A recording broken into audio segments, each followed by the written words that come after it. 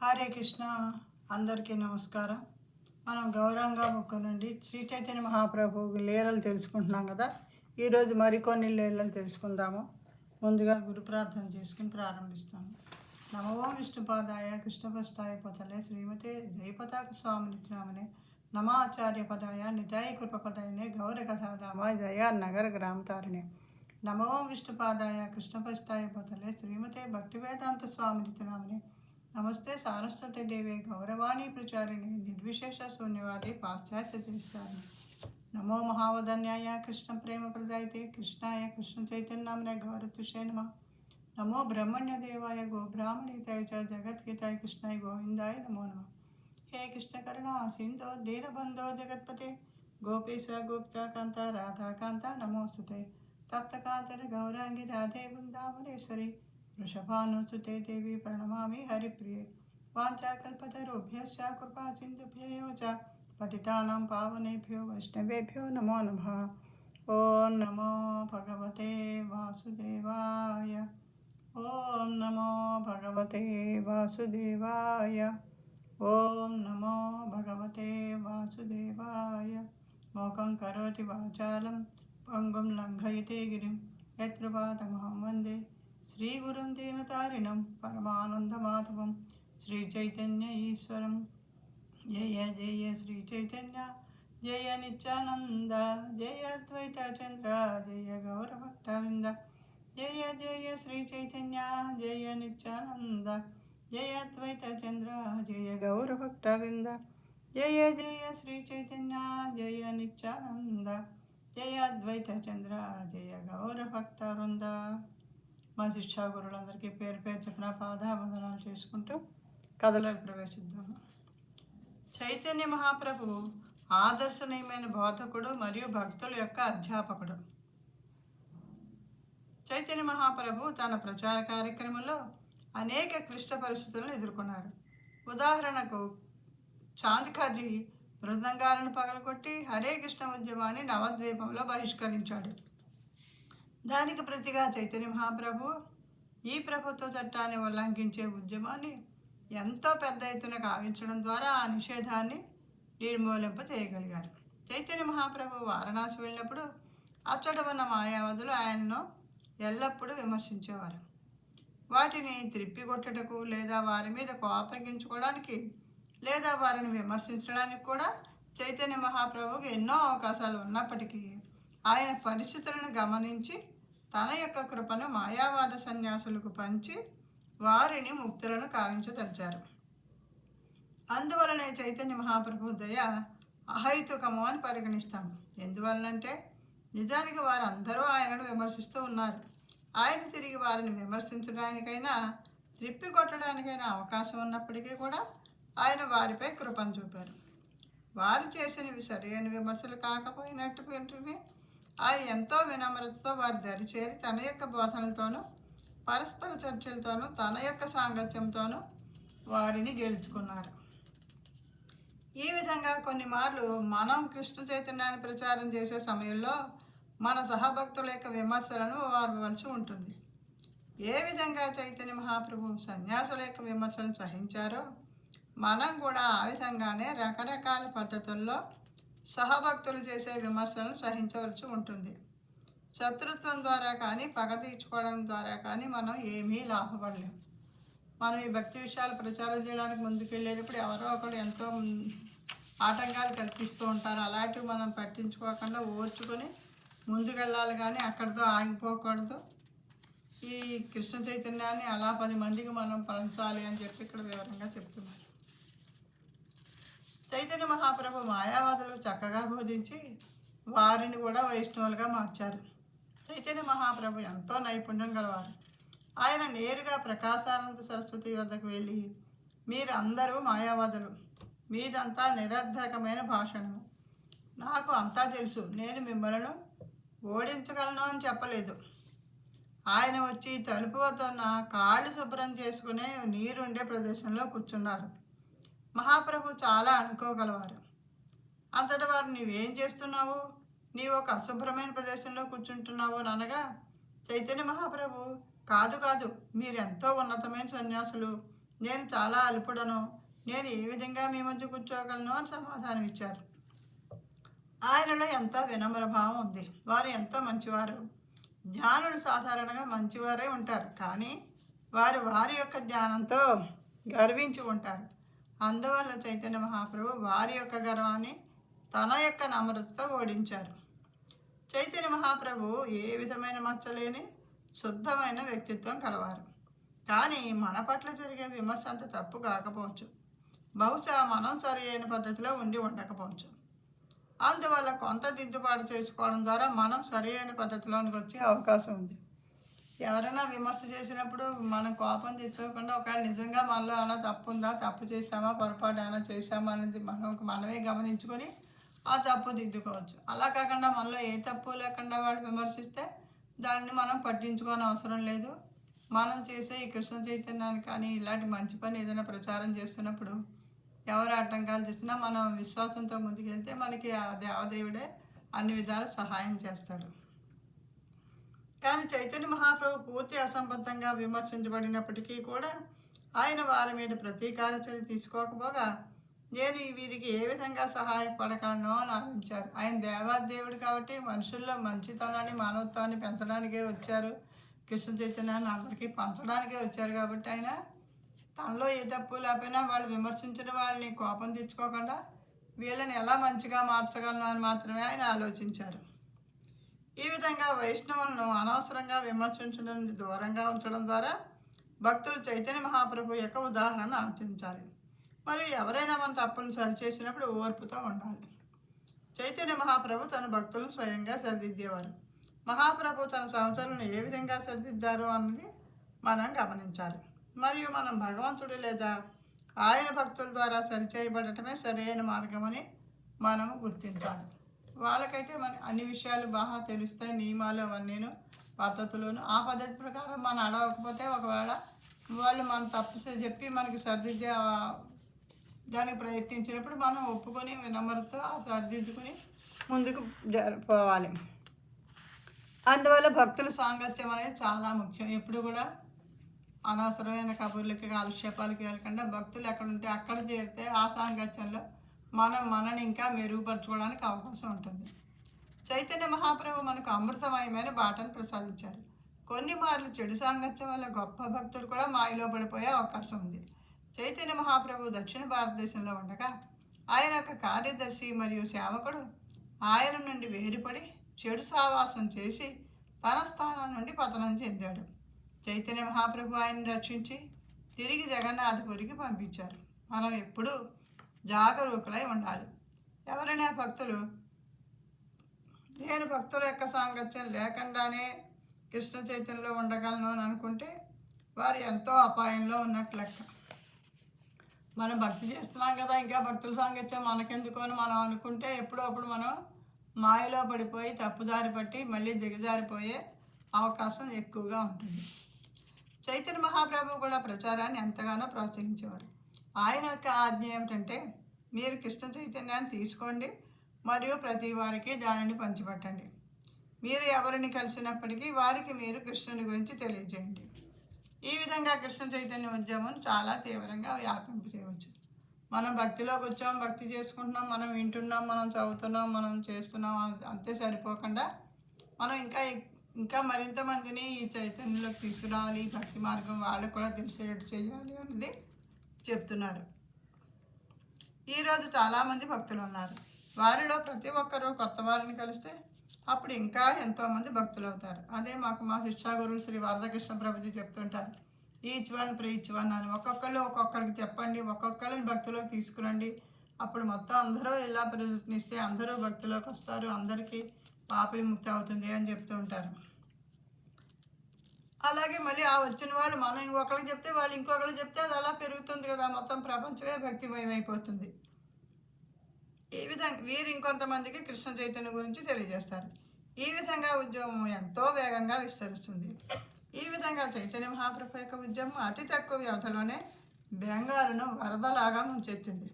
అద్వైతాచార్య జగన్నాథపురి వెళ్ళినప్పుడు చైతన్య మహాప్రభు ఆయన ప్రచార కార్యక్రమాల గురించి వివరించమని అడిగారు. అందుకు అద్వైతాచార్య నిజానికి బెంగాల్ అంతా ఈ ఉద్యమంలో మునిగిపోయింది అని అన్నారు. ఇప్పుడు బజారంతా సమృద్ధిగా ఉంది అంటూ ఆయన వ్యాపార సంబంధిత వ్యాఖ్యాన్ని వాడుతున్నారు. ఏ విధంగా అంటే, మీరు ఒక వస్తువును అమ్మినప్పుడు అది అందరి వద్దకు చేరినప్పుడు అప్పుడు బజారులో అందరి వద్ద సమృద్ధిగా ఉన్నట్లు అర్థం. ఇక ఆ వస్తువును మనం బజారులో విక్రయించలేము. ఆ వస్తువు కృష్ణ చైతన్యము. కృష్ణ చైతన్యంతో ఆ ప్రదేశం అంతా నిండిపోయి ఉప్పొంగిపోతోంది. కృష్ణ చైతన్యంతో ప్రజలు పిచ్చివారైపోతున్నారు. ప్రతి పురుషుడు, స్త్రీలు మరియు పిల్లలు ఈ జనన మరణ చక్రం నుండి బయటపడాలని నా కోరిక. కృష్ణ చైతన్యంతో పరమానందభరితులై వారు పూర్తి ఆనందంతో ఉండాలని నా కోరిక. వారు పూర్తి ఉత్తేజంగా ఆనందంగా ఉండేటట్లు చేయాలి. వారు ఆనందంతో నేలపై దొర్లే విధంగా చేయాలి. వారు ఆనందం అనే ఉన్మాదంలో ఉండేటట్టుగా చూడండి అని చైతన్య మహాప్రభు చెప్పారు. ఒక ఉన్మాది ప్రతి ఒక్కరిని ఉన్మాదిగా మార్చాడు. తద్వారా బజారంతా ఉన్మాదంతో నిండిపోయింది అని అద్వైతాచార్య చెప్పారు. చైతన్య మహాప్రభు యొక్క ఉద్యమం బెంగాల్లో సంపూర్ణంగా విస్తరించింది. ఈ విధంగా పూర్తి ప్రపంచం కృష్ణ చైతన్యంలో మునిగిపోవాలని ఆయన తలచిపోశారు. ఇది పూర్తిగా విస్తరించలేదు. చాలామంది ప్రజలు ఇంకనూ అనేక బాధల్లో ఉన్నారు. చైతన్య మహాప్రభు చెప్పింది ప్రతి ఒక్కళ్ళు కూడా ఈ ఆనందం తీసుకోవాలి, కృష్ణ చైతన్యంలోకి అందరూ రావాలి అని. అందుకే ఆ తర్వాత గురు పరంపరలో ఒక్కొక్కళ్ళు అలా వస్తూ ఈ చైతన్యాన్ని అందరికీ పంచుతూ మొత్తం దేశం ప్రపంచం అంతా కూడా వ్యాపింపజేస్తూ ఉన్నారు. తర్వాత అధ్యాయము రామకేలిలో రూప సనాతన గోస్వాములు భగవంతుని కలియట. ఒకసారి చైతన్య మహాప్రభువు గంగా తీరం వెంబడి బృందావనం చేరుకున్నారు. ఆ సమయంలో రూప సనాతనులను రామకేలి అనే ప్రదేశంలో కలుసుకున్నారు. వారు భగవంతుడను కలుసుకున్న సమయంలో నోటిలో గడ్డిపోచ పెట్టుకుని ఆయనకు కొంత దూరం నుండే సాష్టాంగ దండ ప్రణామం ఆచరించారు. భగవంతుడు వారిని పైకి లేపి ఆలింగనం చేసుకున్నాడు. మహమ్మదీయ పరిపాలకుడైన హుస్సేన్ షా ప్రభుత్వంలో మంత్రులుగా ఉన్నటువంటి రూప సనాతనుల పట్ల చైతన్య మహాప్రభు అంతటి కృపను చూపడం చూసి భక్తులు ఆశ్చర్యం చెందారు. చైతన్య మహాప్రభు నేను మిమ్ములను చూచుటకు వచ్చాను అని చెబుతూ అచ్చట ఉన్న మిగిలిన భక్తులతో వారిపై మీ కృపను చూపండి, వారు భగవంతుని భక్తులు అని చెప్పారు. ఎప్పుడైతే భక్తుల యొక్క కృప తమపై ఉండాలని రూప సనాతనులు విన్నారో వారు వినమ్రత చెందారు మరియు ఎటువంటి సంకోచం లేకుండా వెంటనే భగవద్భక్తుల యొక్క పాదాలను తాకారు. చైతన్య మహాప్రభు యొక్క అనుయాయుల యొక్క కృపను పొందాలని వారు ఆతృతను కనపరిచారు. ఇది శుద్ధ భక్తుల యొక్క స్వభావం. వారు ఎంతో అనుకుతో వైష్ణవులను గౌరవిస్తారు. వైష్ణవుల కృపను పొందుట కొరకు ఎంతో ఆతృతను కలిగి ఉంటారు. వైష్ణవులు కూడా రూప మరియు సనాతనను వెంటనే అంగీకరించి వారు చైతన్య మహాప్రభు యొక్క కృపను పొందినందుకు అభినందనలు తెలియజేశారు మరియు వారికి భక్తియుత సేవలో పూర్తి విజయం చేకూరాలని అభిలషించారు. భక్తుల యొక్క మనోగతం ఈ విధంగా ఉంటుంది. ఎవరికైనా భగవంతుని కృప లభించినప్పుడు వారి పట్ల శత్రుత్వం కానీ అసూయ కానీ కలిగి ఉండరు. పైగా భగవంతుని యొక్క కృప వేరొకరికి లభించినందుకు చాలా ఆనందాన్ని కనపరుస్తారు. చైతన్య మహాప్రభువే వీళ్ళని తీసుకొస్తే మీరు కృపను చూపించండి అని చెప్పినప్పుడు వాళ్ళు ఎందుకు కాదంటారు? వాళ్ళు మీరు అదృష్టవంతులు, చైతన్య మహాప్రభు కృప మీకు దొరికింది అని చెప్పి వాళ్ళు గౌరవించారు. తర్వాత ఇంకో అధ్యాయం నరేంద్ర సరోవరంలో స్నానమాచరించుటకు బెంగాల్ భక్తుల ఆగమనం. చైతన్య మహాప్రభు జగన్నాథపురి తిరిగి వచ్చినప్పుడు భక్తులతో కలిసి ఎన్నో పండుగలు జరిపేవారు. రథయాత్ర పండుగ సమయంలో బెంగాల్ నుండి ప్రతి సంవత్సరం భక్తులు వచ్చి చైతన్య మహాప్రభు యొక్క సాంగత్యమును పొందేవారు. ఇప్పటికీ కూడా వివిధ భక్తులు వివిధ ప్రదేశాల నుండి పండుగలకు ఆహ్వానించబడతారు లేదా వారంతటి వారే ఆధ్యాత్మిక పండుగలకు హాజరవుతారు. ఇదే పరంపరా విధానం. ఇది చైతన్య మహాప్రభు యొక్క కాలం నుండి కూడా ఆచరించబడుతోంది. సంస్కృతంలో పండుగలను ఉత్సవాలు అంటారు. ఉత్ అనగా ఉద్ధరించుట మరియు సౌ అనగా అందరిని. ఈ విధంగా ఉత్సవం అనగా అందరి యొక్క చైతన్యమును ఉద్ధరింపచేయటం. పండుగల ముఖ్య ఉద్దేశం అదే. ప్రతి ఒక్కరి ఆధ్యాత్మిక చైతన్యము ఉద్ధరించుటే. ఆ పండుగ పెద్ద పండుగ అయితే దానిని మహా ఉత్సవ లేదా మహోత్సవ అంటారు. చైతన్య మహాప్రభు యొక్క అనుయాయులు భగవంతుని యొక్క సాంగత్యంలో ఉద్ధరింపబడుటకు చాలా ఉత్సుకత చూపెడేవారు. అంతలకు వారు నవద్వీపము మరియు నదియా జిల్లాల నుండి 500 కిలోమీటర్ల దూరమును కాలినడకన ప్రయాణిస్తూ శివానంద సేను, వాసుదేవదత్త మరియు ఇతరుల ఆధ్వర్యంలో నీలాచల జగన్నాథపురి చేరుకునేవారు. వారు జగన్నాథపురి చేరిన వెంటనే ఎంతో ఉపశమనం పొంది ఆనందం పొందేవారు. అంత దూరం నడిచి వచ్చిన వాళ్ళకి అక్కడ చేరుకోగానే ఆ దర్శనం అవగానే ఎంతో ఆనందం పొందేవారంట. వెంటనే వాళ్ళకి అలసటంతా తీరిపోయేది. 1 సంవత్సరము భక్తులు జగన్నాథపురికి చేరుకునే సమయంలో దూరం నుండే కీర్తన యొక్క శబ్దాన్ని ఆలకించారు. వారు చైతన్య మహాప్రభు సంకీర్తన బృందంలో నాట్యం చేయడం తిలకించారు. మరియు జగన్నాథ స్వామిని ఎక్కువ మంది బ్రాహ్మణులు నరేంద్ర సరోవర సరస్సుకు తీసుకువెళ్ళడానికి తిలకించారు. చంద్రయాత్ర పండుగ సందర్భంగా జగన్నాథులను పడవపై నరేంద్ర సరోవరంలో ఊరేగించే సమయం ఇది. చైతన్య మహాప్రభుని చూసిన వెంటనే భక్తులు దూరం నుండే సాష్టాంగ ప్రణామం చేశారు. వారందరూ కూడా బెంగాల్ నుండి వచ్చిన భక్తులుగా చైతన్య మహాప్రభు గుర్తించారు. వారిని చూసి పరమానందపడుతులే ఆయన కూడా వారికి ప్రణామాలు అర్పించారు. చైతన్య మహాప్రభు వైష్ణవుల విరమరతను చూసి వారికి తాను కూడా ప్రణామాలు అర్పించారు. అంతలో చైతన్య మహాప్రభు వారిని అభినందించి అక్కడికి వచ్చిన వారందరినీ కూడా ఆలింగనం చేసుకున్నారు. వారిని అనుసరిస్తూ వచ్చిన వారి భార్యలు కొంత దూరం నుండి చైతన్య మహాప్రభు మరియు వారి భక్తుల నడుమ జరుగుతున్న విషయాన్ని గమనిస్తారు. మరియు చైతన్య మహాప్రభు యొక్క పాదపద్మాలను వారి మనసుల్లోనే స్పృశించారు. చైతన్య మహాప్రభు మరియు వారి భక్తులు కన్నీటి పర్యంతం అవడాన్ని గమనించి కొంత దూరం నుండి చైతన్య మహాప్రభుని తమ గుండెల్లో నింపుకుని వారు కూడా కన్నీటి పర్యంతం అయ్యారు. ఈ విధంగా భక్తులందరూ కూడా హరే కృష్ణ కృష్ణ కృష్ణ హరే హరే, హరే రామ రామ రామ హరే హరే అంటూ మహామంత్ర జపం చేస్తూ జగన్నాథ స్వామి యొక్క ఉత్సవాన్ని చూచట కొరకు సరస్సు వద్దకు చేరుకున్నారు. ఉత్సవంలో కీర్తన బృందం వారి కార్యక్రమం పూర్తయిన తర్వాత మిగిలిన చిన్నపాటి కార్యక్రమాలను బ్రాహ్మణులు పూర్తి చేస్తున్న సమయంలో హఠాత్తుగా చైతన్య మహాప్రభు స్నానం చేయమని భక్తులకు సైగ చేసి వెంటనే ఆయన నరేంద్ర సరోవరంలోనికి దూకారు. మరియు భక్తులందరూ సమయం వృధా చేయకుండా ఆయనను అనుసరించారు. ఒకరి తర్వాత ఒకరు నీటిలోనికి ప్రవేశించి జల క్రీడలు ప్రారంభించారు. అది చైతన్య మహాప్రభు యొక్క ఒకానొక ప్రీతిపాత్రమైన లీలా ప్రదర్శన. ఆ సమయంలో జగన్నాథపురిలో 100 డిగ్రీల ఫారెన్హీట్ ఉష్ణోగ్రత ఉండేది. అందువలనే జగన్నాథ స్వామిని సరోవరవంతకు తీసుకెళ్లి స్నానాన్ని ఆచరింపజేసి చల్లబరుస్తారు. గంధం కూడా పూస్తారు. మండు వేసవిలో కీర్తన చేసి ఆ పవిత్ర సరస్సులో స్నానం ఆచరించడం చాలా ఉపశమనాన్ని కలుగజేస్తుంది. ఈ విధంగా చైతన్య మహాప్రభు ఎన్నో పండుగలను జరిపేవారు. మరియు ఆయన భక్తులు జగన్నాథపురిలో ఆయన యొక్క సాంగత్యంలో ఎంతో ఆనందాన్ని అనుభవించారు. తర్వాత అధ్యాయం మహాప్రభువు నుండి ప్రసాదం స్వీకరించిన సార్వభౌమ భట్టాచార్య. ఒకరోజు చైతన్య మహాప్రభు జగన్నాథపురిలో జగన్నాథ స్వామి యొక్క మంగళహారతికి హాజరయ్యారు. తర్వాత శ్వేతగంగ ప్రక్కనే ఉన్నటువంటి సార్వభౌమ భట్టాచార్య ఇంటికి వెళ్ళారు. అది ఆలయానికి అతి సమీపంలోనే ఉండేది. సమయాతీతమైన ప్రచారం కార్యక్రమం వల్ల కానీ లేదా వేరే ఇతర కారణం వల్ల కానీ ఆయన మంగళహారతికి హాజరు కాలేదు. అందువల్ల చైతన్య మహాప్రభు ఆయన ఇంటి వద్దకు వచ్చారు. సార్వభౌమ భట్టాచార్య ఆ సమయంలో పడుకుని ఉన్నారు. కానీ మహాప్రభువును పలకరించుటకు లేచి నిలబడి మరల మంచం మీద కూర్చున్నారు. నీవు ఎలా ఉన్నావు అని చైతన్య మహాప్రభు ప్రశ్నించగా దానికి జవాబుగా నేను క్షేమంగానే ఉన్నాను అని ఆయన సమాధానం ఇచ్చారు. అంతటి చైతన్య మహాప్రభు జగన్నాథ స్వామి మంగళహారతి నుండి నీకోసం కొంత మహాప్రసాదాన్ని తీసుకొచ్చాను, తీసుకుంటావా అని ప్రశ్నించారు. అంతటి జీడిపప్పు ప్రసాదాన్ని కొంచెం సార్వభౌమ భట్టాచార్యకి ఇచ్చారు. జీడిపప్పు ఇసుక నేలలో బాగా పండుతాయి. జగన్నాథపురి చుట్టుపక్కల ప్రాంతమంతా ఇసుక భారీగా ఉంటుంది. అందువలన జీడిపప్పు పంట లభిస్తుంది. వెనువెంటనే సార్వభౌమ భట్టాచార్య కొన్ని జీడిపప్పులను ఆరగించారు. అంతటి చైతన్య మహాప్రభు నీవు బ్రాహ్మణుడవు, శుభ్రత గురించి నియమములు తెలిసిన వాడు అయి ఉండి కూడా పళ్ళు శుభ్రం చేసుకోకుండా జీడిపప్పుని ఎలా తిన్నావు అని ప్రశ్నించారు.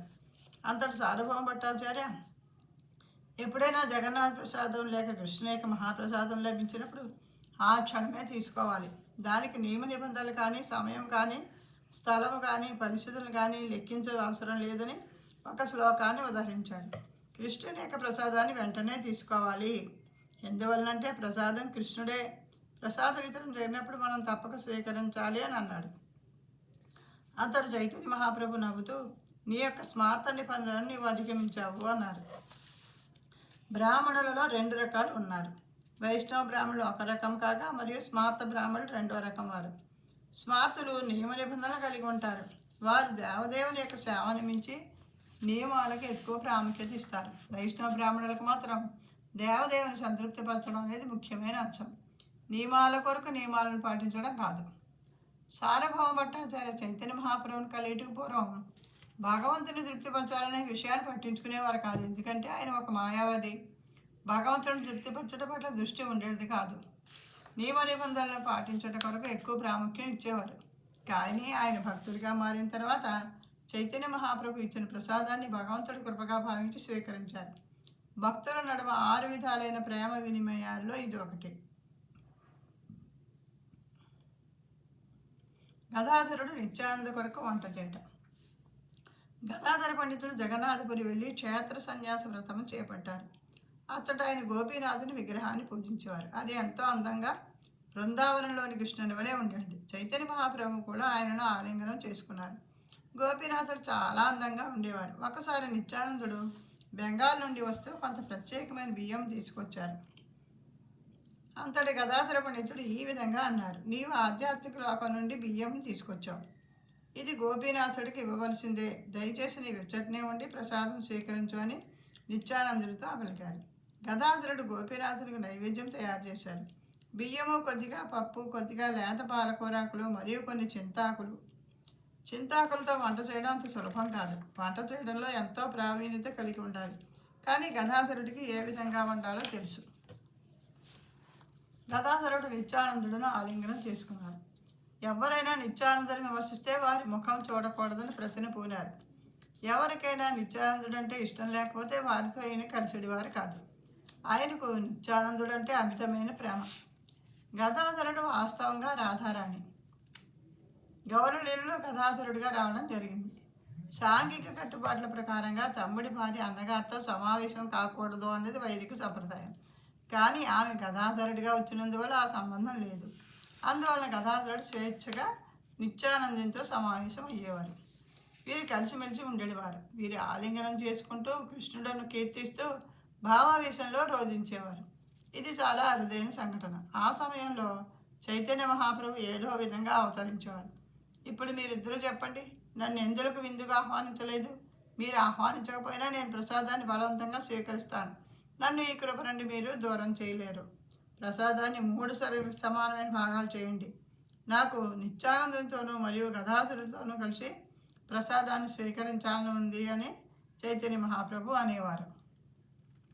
గోపీనాథుడికి నైవేద్యం సమర్పించిన తర్వాత చైతన్య మహాప్రభు నిత్యానందుడు మరియు గదాధరుడు కలిసి ప్రసాదాన్ని స్వీకరించేవారు. ఇది చాలా ప్రత్యేకమైన లీల.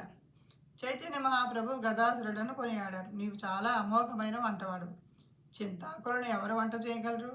చింతాకులతో వంట చేయడం చాలా కష్టతరమైన పని. కానీ నీవు వంట చేయడంలో ప్రావీణ్యత కలిగిన వాడు. నీవెవరో నాకు తెలియదు, కానీ నీవు దేనినైనా వంట చేయగలవు. నీవు చేసిన వంట అమృతం వలె ఉంటుంది అని కొనియాడాడు. గదాధరుడు చైతన్య లీలలో వచ్చినటువంటి రాధారాణి. అందువలన ఆయన చాలా ప్రావీణ్యత చెందిన వంటవాడు. రాధారాణి శ్రీకృష్ణుడి కోసం చేసిన వంటకం చేయకుండా అలా ప్రతిరోజు వేరువేరుగా ఎన్నో వెరైటీల్లో చేస్తూ ఉండేవాట. ఎంతో రుచిగా చేసేవాట. ఆయన ఇప్పుడు ఈ చైతన్య మహాప్రభు అవతరించినప్పుడు రాధారాణియే గదాధరుడిగా వచ్చింది అని అంటారు. అందుకోసం ఆయన వంట చాలా బాగా చేస్తున్నారు అని చెప్తున్నారు. ఎవరైతే నిత్యానంద ప్రభు మరియు గదాధర పండితులను కలిసి చైతన్య మహాప్రభు ప్రసాదాన్ని స్వీకరించే లీలను మరియు భగవంతుడు ఎంత ఉదారుడో ఎంత దయామయుడో అని తెలుసుకుంటారో మరియు ఆ ముగ్గురు కూడా కృష్ణ ప్రేమ వినిమయం కావించుకుంటాను విన్నారో వారు తప్పక గౌరాంగ మహాప్రభు యొక్క పాదపద్మాలను చేరుకుంటారు. ఈ లీలలు విన్నవాళ్ళు ఆయన పాదాల దగ్గరికి చేరుకుంటారని చెప్తున్నారు. హరే కృష్ణ. ఈరోజు ఇంతటితో ఆపుతున్నాను. మరికొన్ని విశేషాలతో ఇంకో వీడియోతో మీ ముందుకు వస్తాను. ఈ వీడియోలో ఏమైనా పొరపాట్లు జరిగి ఉంటే క్షమించవలసిందిగా కోరుతున్నాను. వాంఛాకల్పతరుభ్యశ్చ కృపాసింధుభ్యో చ పతితానాం పావనేభ్యో వైష్ణవేభ్యో నమో నమః. హరే కృష్ణ కృష్ణ కృష్ణ హరే హరే హరే రామ రామ రామ హరే హరే.